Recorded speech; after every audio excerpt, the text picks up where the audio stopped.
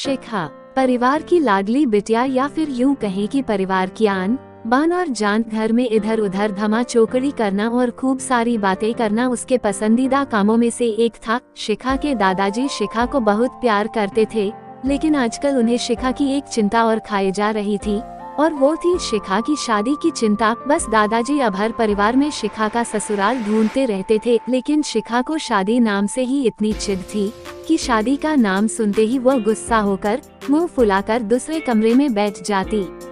खैर, थोड़ी देर में उसका गुस्सा खुद ब खुद उतर जाता और वो वापस अपनी धमा चौकड़ी में व्यस्त हो जाती। काफी खोजबीन के बाद भी शिखा के दादाजी को कोई ऐसा परिवार नजर नहीं आया जहां वे अपनी लाडली बिटिया की शादी कर सके, इसलिए उन्होंने अपने बचपन के दोस्त से इस बारे में राय लेने का निश्चय किया। बस फिर क्या था, वे अपने दोस्त राय बहादुर से मिलने बरेली की ओर निकल पड़े। अगले दिन जब वह बरेली पहुंचे तो राय बहादुर ने स्टेशन पर ही उनके लिए गाड़ी भेज दी थी। 10 साल बाद अपने बचपन के दोस्त से मिलने के लिए वे भी बड़े उतावले थे। गाड़ी धीरे धीरे राय बहादुर के घर की ओर बढ़ी। बड़ा सा बंगलों के आगे बगीचा, गाड़ियां और नौकर चाकर देख दादाजी का मन खुशी से भर गया।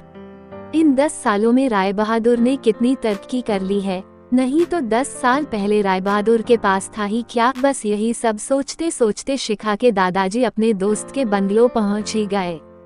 गाड़ी की हॉर्न की आवाज के साथ ही राय बहादुर घर के बाहर अपने दोस्त के स्वागत के लिए आ गए थे। अपने दोस्त को गले लगाकर वे दादाजी को अंदर ले गए। घर अंदर से भी काफी शानदार था। अपने दोस्त की संपन्नता को देख शिखा के दादाजी भी फूले नहीं समाये। चाय नाश्ता के बाद राय बहादुर ने उनके खास दोस्त से आने का कोई खास कारण पूछा। दादाजी ने पोती की शादी के लिए एक अच्छा सा परिवार ढूंढने की का काम सौंपते हुए बिटिया का फोटो राय बहादुर के हाथ में सौंप दिया। राय बहादुर भी अपने बेटे विक्रम के लिए एक सुयोग्य कन्या की तलाश में थे। तीखे नैन नक्श, चेहरे पर तेज और एक बार में ही किसी को पसंद आने वाली शिखा बिटिया को फोटो में देखकर ही उन्होंने शिखा को अपने घर की बहू बनाने का फैसला कर लिया। राय बहादुर इतना सोच ही रहे थे कि इतने में उनका बेटा विक्रम आ गया। विक्रम ने दादाजी के पैर छुए और हाल चाल पूछने के बाद ऑफिस की ओर निकल गया। विक्रम के जाने के बाद राय बहादुर ने अपने दोस्त से विक्रम और शिखा के संबंध के लिए पेशकश की। शिखा के दादाजी को लगा जैसे राय बहादुर ने उनके मुंह की बात छीन ली हो। खैर, प्रसन्नता से विदा लेकर अपने घर आने का कहकर दादाजी अपने घर की ओर निकल गए। विक्रम को शिखा बहुत पसंद थी, लेकिन विक्रम की माँ विक्रम की शादी अपने से भी बड़े घर में करना चाहती थी। लेकिन विक्रम के मनाने पर वो मान गई और तय समय पर विक्रम और शिखा की शादी हो गई।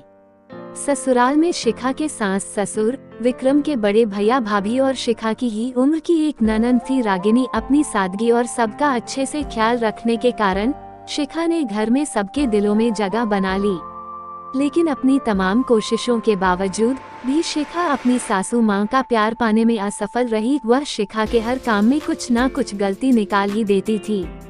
अपनी शादी की रात को ही विक्रम ने शिखा से साफ साफ कह दिया था कि घर के किसी भी मामले में मैं बिल्कुल नहीं बोलूँगा, ना तो मैं किसी बात पर माँ से बहस करूँगा और ना ही तुम्हारा साथ दूंगा। तुम्हें अपनी समझदारी से ही काम लेना होगा।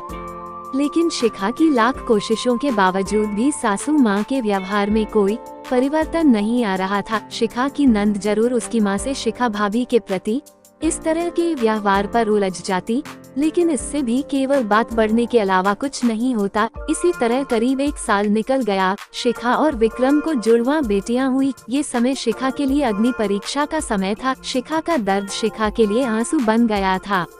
ससुराल में शिखा को सहारा देने वाला कोई नहीं था और विक्रम ने भी शिखा को मायके भेजने के लिए पहले ही मना कर दिया था।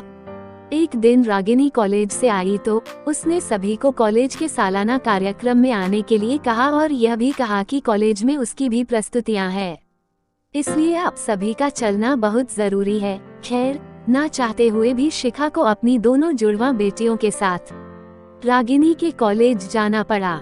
कार्यक्रम की शुरुआत में गीत संगीत की कई प्रस्तुतियां हुई। उसके बाद मॉडलिंग राउंड शुरू हुआ। दर्शकों ने तालियों के साथ सभी का उत्साहवर्धन किया। मॉडलिंग में रागिनी ने भी हिस्सा लिया था। आखिरी राउंड में रागिनी के साथ 4 और लड़कियों को चुना गया। जहां पर सभी से जज द्वारा एक एक सवाल पूछे जाने के बाद विजेता घोषित करना था। सवाल जवाब का दौर शुरू हुआ। इसी कड़ी में जज साहिबा ने रागिनी से सवाल पूछा, अगर घर में तुम्हारी माँ और भाभी में से किसी एक का साथ देना हो तो तुम किसका साथ दोगी? पूरे सदन में खामोशी छाई थी। सभी रागिनी के जवाब की प्रतीक्षा कर रहे थे। तभी रागिनी ने थोड़ा आगे बढ़कर कहा, अगर भाभी सही हो तो अपनी भाभी का। जज साहिबा ने आगे पूछा, क्यों?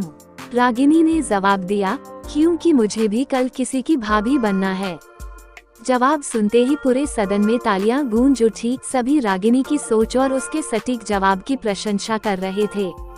रागिनी को विजेता घोषित किया गया। पुरस्कार लेने से पहले रागिनी ने सभी से कुछ कहने के लिए माइक थामते हुए कहा, हर बेटी अपनी माँ से बहुत प्यार करती है और माँ भी अपनी बेटी के दिल के सबसे करीब होती है। इसी तरह हमारे घर की बहुएं भी तो किसी की बेटियां हैं। आज हम किसी की बेटियां हैं, कल से किसी की भाभियां और बहुएं बनेंगी। अगर कल को हमें कुछ दुख हुआ तो हमारी माँ को भी दुख होगा और इसी तरह हमारे घर की बहू को दुख हुआ तो उनकी माँ को भी दुख पहुँचेगा। और इस दुनिया में किसी भी इंसान को किसी की भी माँ को दुख पहुँचाने का कोई हक नहीं है।